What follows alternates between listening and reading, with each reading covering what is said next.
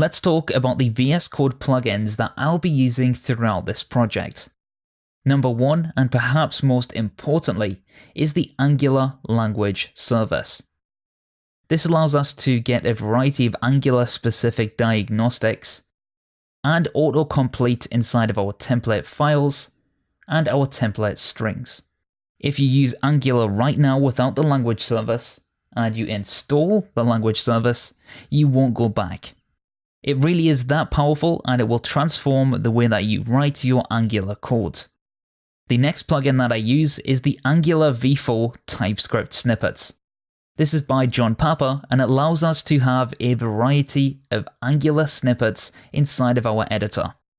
We can generate things like components, modules, and services within the Ionic CLI, but with this, we can also generate them inside of our editor. It's really powerful, and it'll speed up your development process.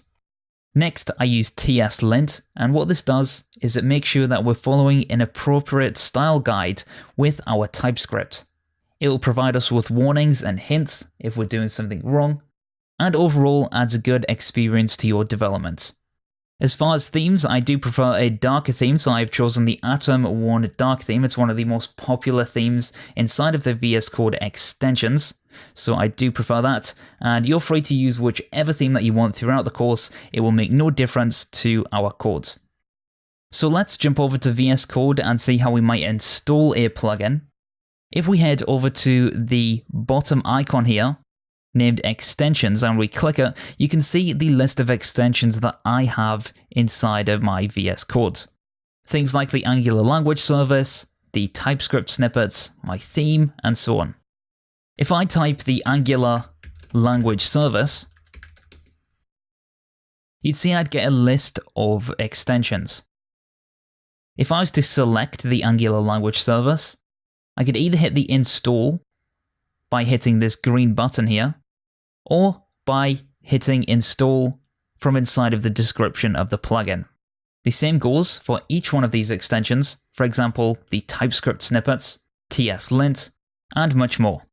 To select a particular theme on a Mac, we could hit Command P, and I have to imagine it's Control P for Windows. We would then put the greater than sign and say theme.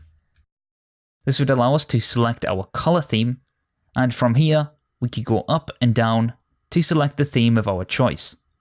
Like I said, I've installed the extension for OneDark Pro, so that's the one I'll be using. I've selected that, and as you can see, our VS Code is now themed with the Atom OneDark theme.